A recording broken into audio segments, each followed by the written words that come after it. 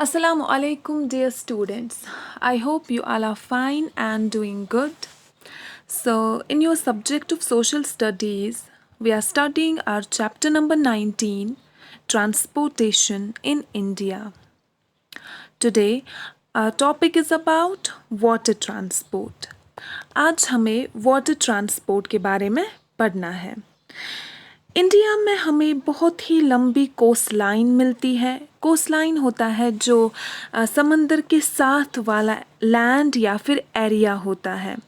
India में हमें बहुत ही बड़ा नेटवर्क मिलता है वाटरवेज का, जैसे कि यहाँ पे बहुत सारे रिवर्स हैं, कैनल्स हैं, बैक वाटर, स्ट्रीम्स, क्रीक्स हैं। ये वाला नेटवर्क जो है ये यूज़ किया जाता है वाटर ट्रांसपोर्ट के लिए।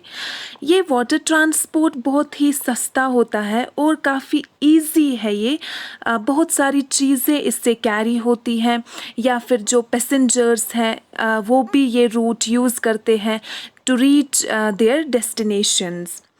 बहुत सारा मीन्स ऑफ ट्रांसपोर्ट हम यूज़ करते हैं टू ट्रैवल थ्रू वाटर, जैसे कि ferries, boats, passenger ships and cargo ships.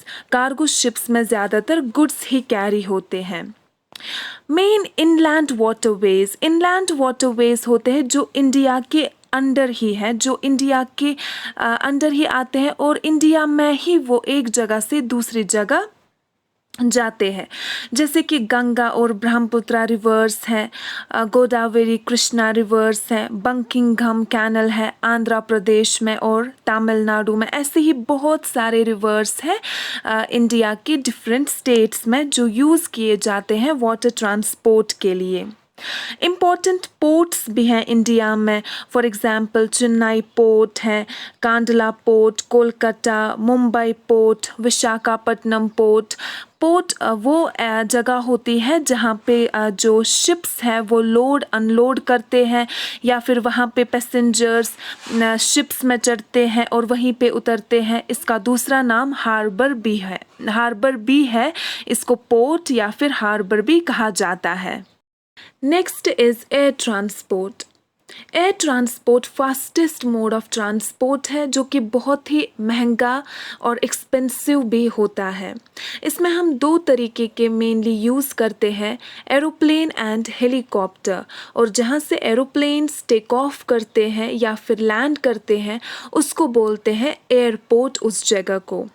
India में हमें मेजर एयरपोर्ट्स कहाँ कहाँ मिलते हैं? दिल्ली में इंदिरा गांधी इंटरनेशनल एयरपोर्ट, कोलकाता में नेताजी सुभाष चंद्र बोस इंटरनेशनल एयरपोर्ट, मुंबई में छत्रपति शिवाजी इंटरनेशनल एयरपोर्ट और चेन्नई में चेन्नई इंटरनेशनल एयरपोर्ट। ये कुछ इंडिया के इम्पोर्टेंट एयरपोर्ट्स हैं। एयरलाइंस वो कंपनीज़ होती हैं जो ये एयर ट्रैवल फैसिलिटीज़ प्रोवाइड करती हैं, यानी कि जहाँ से हम टिकट्स वगैरह लेते हैं थ्रू एयर ट्रैवल करने के लिए। इसमें 2 टाइप्स होते हैं, डोमेस्टिक एयरलाइंस जो हमें टिकट देते हैं ट्रैवल करने के लिए विद इन अ कंट्री। अगर हमें कंट्री के अंदर ही एक जगह से दूसरी जगह जाना हो, for example Srinagar to Delhi, तो तब हम जाते हैं डोमेस्टिक एयरलाइंस के पास। And second is international airlines, जहाँ से हमें टिकट मिलती है to travel from one country to another. अगर हमें इंडिया से किसी और कंट्री में जाना हो, for example America, Germany, Berlin, तो हमें उसके लिए इंटरनेशनल एयरलाइंस के पास जाना है।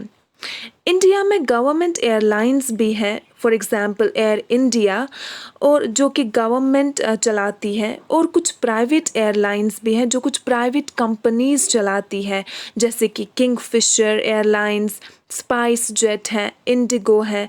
These are some private airlines. Aeroplanes का बहुत ही ज़्यादा यूज़ होता है गुड्स भी कैरी करने के लिए, चीज़ें कैरी करने के लिए from one place to another, like they carry fruits, flowers and vegetables. अगर दूर दूर किसी जगह पे ये चीज़ें पहुंचानी हो तो थ्रू एरोप्लेन ही पहुंचाते हैं।